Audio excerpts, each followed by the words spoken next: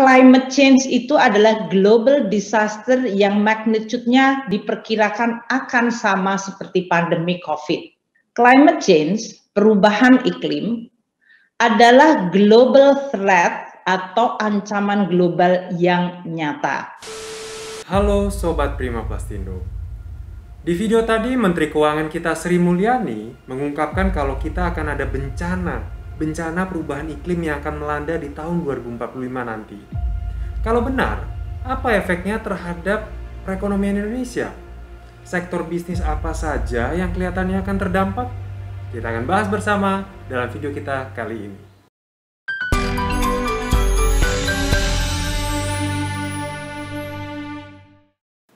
Sebelum lanjut, jangan lupa subscribe channel ini agar Anda tidak ketinggalan informasi inspiratif seputar bisnis dan industri plastik. Kalau Anda sudah subscribe, terima kasih sudah mendukung channel ini. Di acara peluncuran buku Indonesia 2045, hari Jumat 20 Agustus 2021 lalu, Sri Mulyani mengungkapkan bahwa ada bahaya yang nyata yang menanti Indonesia di tahun 2045. Perubahan iklim atau climate change yang tidak hanya melanda Indonesia sebenarnya, tapi global, seluruh dunia. Tapi khususnya kita di Indonesia, ini menjadi ancaman besar. Indonesia sebagai negara kepulauan, ancaman ini sangat nyata menurut Sri Mulyani di acara tersebut. Ancaman seperti apa? Mungkin kita bertanya-tanya seperti itu ya. Apakah memang perubahan iklim ini hal yang serius? Paling kan hanya perubahannya saja, berubah waktu, musim hujan dan musim kemarau. Apa hubungannya dengan perekonomian dan bisnis Indonesia? Sebenarnya ada kaitan yang cukup erat antara perubahan iklim dan perekonomian Indonesia. Karena salah satu dampak perubahan iklim ini adalah pemanasan atau meningkatnya suhu normal, sehingga meningkatkan juga potensi kebakaran hutan dan juga banjir akibat dari kenaikan permukaan air laut. Nah, ini bahaya bagi Indonesia yang adalah negara kepulauan.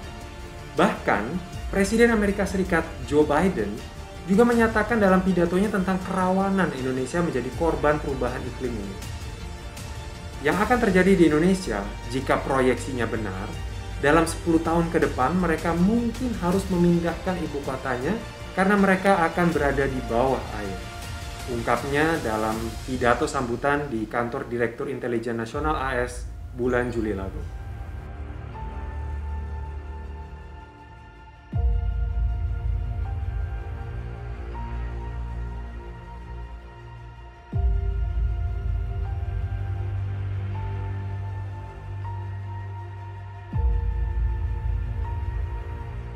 Jakarta 10 tahun lagi bisa jadi tenggelam akibat dari perubahan iklim.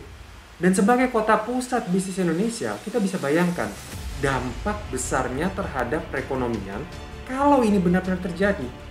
Apalagi di antara negara-negara Asia Tenggara, Indonesia termasuk negara yang terbesar ukuran ekonominya.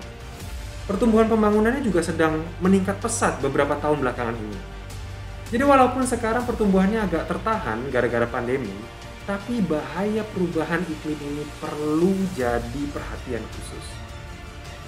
Peralihan menuju ekonomi yang lebih hijau tidak bisa menunggu sampai tekanan pandemi usai. Kegagalan kebijakan iklim akan memberi dampak resiko utama dan juga resiko kedua yang paling mungkin terjadi menurut SPRG atau Survei Persepsi Risiko Global. Ungkap lembaga pimpinan Klaus Schwab dalam laporannya yang dirilis 21 Januari 2021 lalu.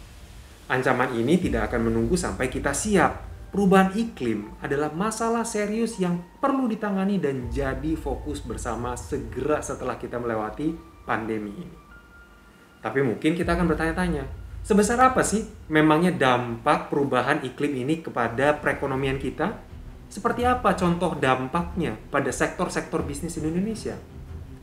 Kalau kita lihat sekilas, sebenarnya ada dua sektor bisnis yang akan terdampak langsung dengan masalah ini. Yang pertama adalah sektor pertanian dan perkebunan. Imbasnya akan terasa langsung pada sektor ini. Karena kenaikan suhu normal 1 derajat Celcius saja akan meningkatkan potensi cuaca ekstrim yang akan merusak kualitas dan kuantitas panen kita. Hasil panen bisa turun 2% tiap 10 tahun hingga berabad-abad ke depan. Sektor perikanan juga akan terdampak dengan perubahan keseimbangan kadar kimia di lautan. Beberapa ikan di daerah tropis akan menjadi langka. Spesies lainnya di belahan bumi utara juga akan segera menyusul. Menurut laporan IPCC atau Intergovernmental Panel on Climate Change di tahun 2014 lalu. Apalagi di Indonesia, sektor pertanian yang mencakup perkebunan, perikanan, dan kehutanan juga adalah sumber mata pencaharian utama 29,6% penduduknya. Hampir 38,78 juta jiwa. Kita bisa bayangkan besar sekali jumlah orang yang akan terdampak akan hal ini.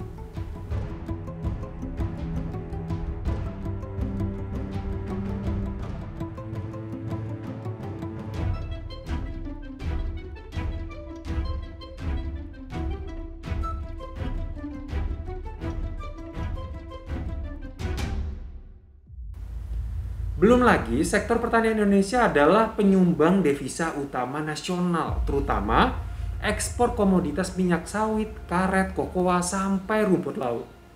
Ekspor minyak sawit kita sendiri tiap tahunnya memberikan kontribusi ekspor terbesar, sekitar 13-15%, disusul oleh ekspor hasil tambang kita yang mencapai 10-11%. Sektor pertambangan juga sebenarnya bisa dibilang rentan terhadap cuaca ekstrim, karena bisa mengganggu aktivitas penambangannya sendiri, sehingga ujung-ujungnya menurunkan kuantitas hasil tambang. Kita bisa bayangkan, kalau sampai dua sektor ini dihantam dampak perubahan iklim, hasil panen anjlok, hasil tambang juga jeblok, 20-25% dari ekspor nasional Indonesia akan berada di ujung tanduk. Pemasukan devisa Indonesia juga akan terganggu, dan pemerintah akan menghadapi problem fiskal yang sangat serius. Utang negara bisa tambah naik. Wah, efeknya bisa kemana-mana. Itu baru efek di sektor pertanian dan pertambangan saja. Sektor keuangan, wah, ini juga pasti akan mendapatkan pukulan besar dari perubahan iklim ini. Masalah di sektor pertanian dan pertambangan tadi, kalau benar-benar terjadi, pasti akan membuat jumlah angka kredit macet meroket tinggi, baik kredit produktif maupun kredit konsumtif. Bagaimana tidak? Akan ada banyak sekali petani, nelayan yang gagal bayar gara-gara gagal panen. Dan akan ada banyak sekali pekerja tambang yang mungkin kehilangan pekerjaannya akibat penurunan angka produksi. Belum lagi kalau ada cuaca ekstrim yang memicu bencana alam besar, seperti banjir bandang, longsor besar, atau mungkin kebakaran hutan, yang pasti akan memberikan pukulan besar juga pada sektor asuransi. Angka klaim asuransi akan meningkat dan kompensasi kerugian yang harus dibayarkan pasti tidak mungkin kecil angkanya. Kalau kita ambil contoh badai Sandy di tahun 2012 lampau, kerugian totalnya ditaksir sekitar 70 miliar dolar lebih, dan industri asuransi menanggung pembayaran kompensasi sekitar 37% dari kerugian tersebut atau sekitar 26 miliar dolar. Di Amerika Serikat, program asuransi banjir total preminya adalah sekitar 3,6 miliar dolar. Sedangkan aset yang harus ditanggung nilainya mencapai 1,25 triliun dolar. Bisa dibayangkan kalau terjadi bencana alam yang besar yang serupa, angka klaim asuransinya pasti akan melonjak tinggi pada saat yang bersamaan. Industri asuransi akan kesulitan membayar kompensasi pertanggungan aset yang rusak. Pelaku usaha asuransi akan kelimpungan, membebani lembaga-lembaga keuangan seperti bank, dan kalau ini terus berlanjut dengan angka klaim yang terus-terusan tinggi, efek berantainya akan menghantam sebagian besar sektor keuangan.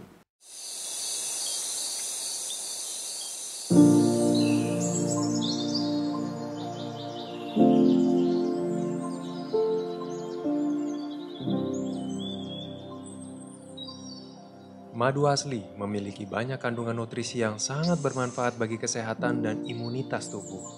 Prima Plastindo bersama Madu Hutan Jambi mengadakan program hidup sehat mengajak sahabat dan rekan-rekan lainnya untuk mengkonsumsi madu lebah liar asli. Untuk mengikuti program hidup sehat ini dan cara memperoleh madu lebah liar asli, silakan cek di kontak bisnis atau Instagram Prima Plastindo. Dalam laporan Komite Eropa yang berjudul Using Insurance in Adaptation to Climate Change di tahun 2018 lalu, ada dikatakan seperti ini. Masalah ini akan memicu peningkatan beban belanja publik, perusahaan asuransi, dan mereka yang di pemerintahan agar dapat menyerap dampak negatif dari hal itu.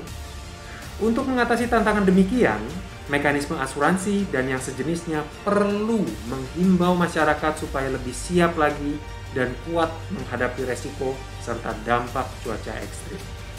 Makanya, agar sektor-sektor penopang perekonomian Indonesia seperti pertanian, pertambangan, dan keuangan tidak tumbang waktu dihantam perubahan iklim, masyarakat luas perlu diedukasi akan masalah serius yang akan segera datang ini. Karena sekarang ini masih ada banyak hal yang sebenarnya kita bisa lakukan dan kita upayakan bersama untuk menurunkan resiko perubahan iklim ini. Edukasi masyarakat contohnya dapat meningkatkan wawasan lingkungan masyarakat sehingga bisa menekan angka emisi karbon dari kegiatan sehari-hari dan menurunkan resiko ancaman perubahan iklim. Pemerintah juga bisa menekankan program diet emisi karbon di skala industri dengan memberikan disinsentif kepada industri-industri dan pelaku bisnis yang usahanya berpotensi merusak lingkungan, dengan memberikan pajak karbon atau juga bea plastik contohnya.